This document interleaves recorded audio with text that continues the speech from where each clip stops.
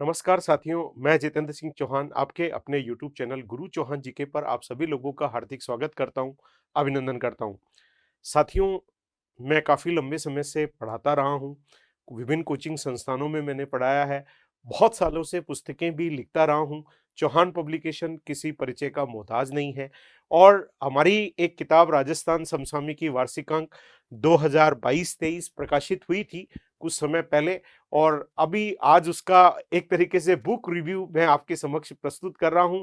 Book review में है कि अभी हाल ही में जो सेट का एग्जाम हुआ है, सेट का जो स्नातक स्तर का प्रथम पारी 7/1/2023 इस पुस्तक से कितने प्रश्न पूछे गए हैं।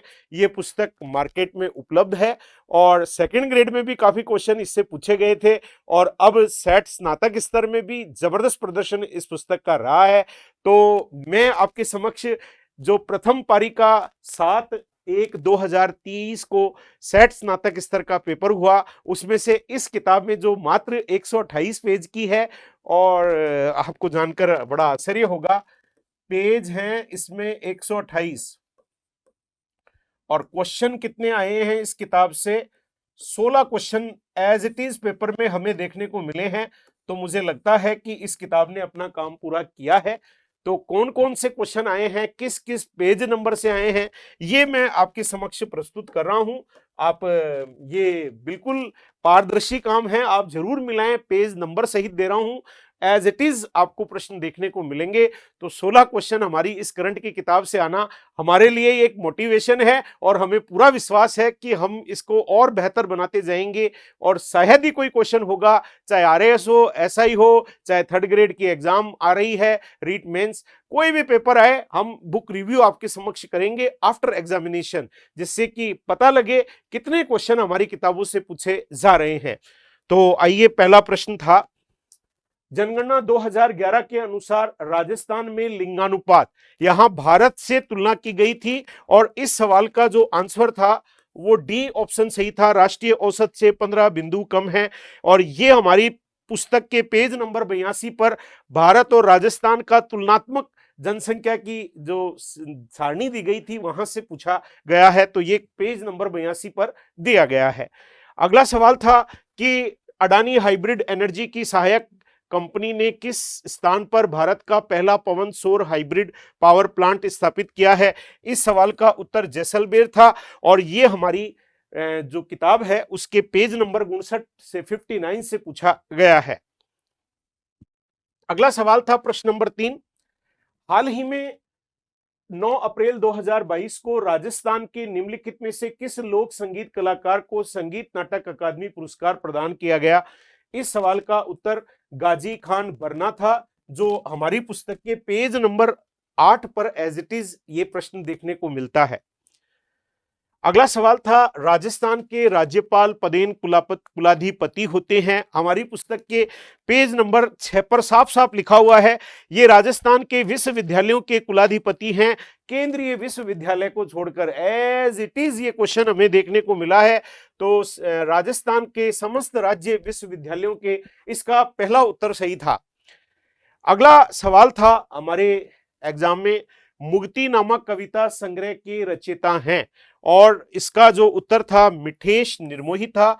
हमारी पुस्तक के पेज नंबर 44 पर यह क्वेश्चन एज इट इज हमारी पुस्तक से देखने को मिलता है।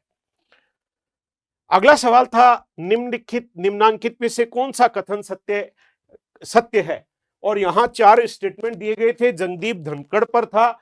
और आप अगर हमारी पुस्तक के इस प्रश्न को पढ़ेंगे तो आपको लगेगा कि ये पूरा प्रश्न फ्रेम कर दिया गया है। यहां तक कि अब राज्यसभा व लोकसभा दोनों सदनों का नेतृत्व राजस्थान के जिम्मे आ गया है, ओम बिरला वर्तमान में लोकसभा। ये एज इट इज लाइनें मुझे मोटिवेट करती हैं और एज इट इज ही इस पेपर में दी गई थी और काफी सारे स्टेटमेंट दिए गए थे। 11 अगस्त 2022 को देश के 14वें उपराष्ट्रपति बने और यहां 11 की जगह 6 दिया गया था, अतः ये गलत था, बाकी तीनों सही थे। अतः इस सवाल का जो आंसर था वो 2, 3, 4 था। ये सारी डिटेल्स हमारी पुस्तक में दी गई थी जगदीप धनखड़ के बारे में, जब उपराष्ट्रपति बने। तो ये क्वेश्चन काफी मोटिवेट करता है हमें कि एज इट इज हमारी पुस्तक के पेज नंबर 3 से देखने को मिला है। अगला क्वेश्चन था, 2011 की जनगणना के अनुसार राजस्थान की कुल जनसंख्या में अनुसूचित जनजाति की जनसंख्या का प्रतिशत है। तो इसका उत्तर था 13.5%।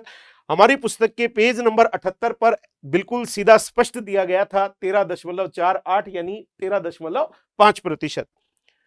अगला सवाल था, राजस्थान में कौन से जिलों में जनसंख्या घनत्व 100 व्यक्ति प्रति वर्ग किलोमीटर से कम पाया जाता है जनसंख्या 2011 के अनुसार?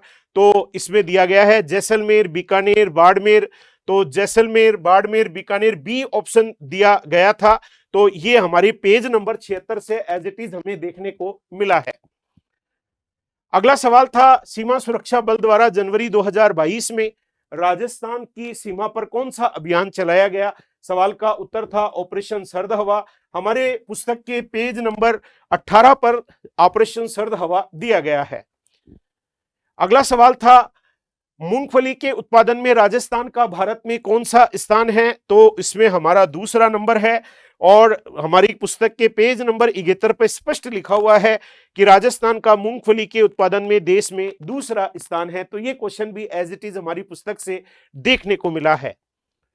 अगला सवाल था, 2011 की जनगणना के अनुसार राजस्थान के किस जिले में न्यूनतम ग्रामीण लिंगानुपात था? तो इस सवाल का जो राइट आंसर था वो धौलपुर था।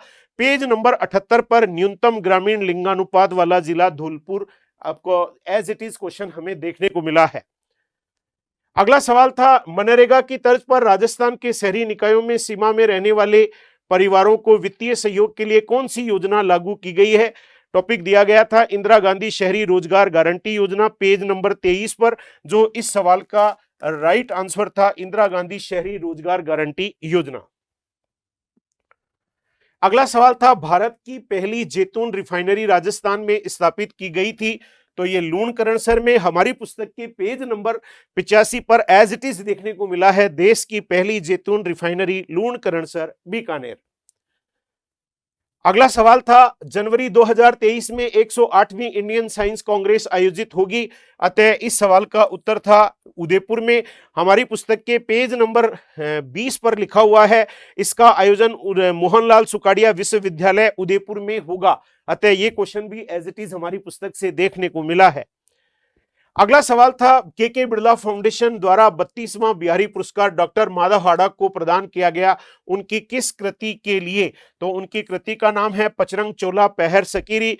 पेज नंबर 42 पर हमारी पुस्तक में 32वां बिहारी पुरस्कार डॉक्टर माधव हाड़ा को उनकी कृति पचरंग चोला पहर सकीरी जो आलोचना के लिए दिया गया है। तो ये क्वेश्चन भी हमें एज इट इज पेपर में देखने को मिला है। एक सवाल और था, राजस्थान में वित्त आयोग के प्रथम अध्यक्ष कौन थे? इसका उत्तर था के गोयल। हमारी पुस्तक के पेज नंबर 6 पर दिया हुआ है आज तक के सारे 6 वित्त आयोग के राजस्थान के अध्यक्ष पहले थे कृष्ण कुमार गोयल। तो ये क्वेश्चन भी हमें एज इट इज देखने को मिला है। तो इस पुस्तक से जो 7/1/2023 को सेट का एग्जाम हुआ स्नातक स्तर का, उसमें 16 क्वेश्चन हमारी पुस्तक से करंट से देखने को मिले हैं।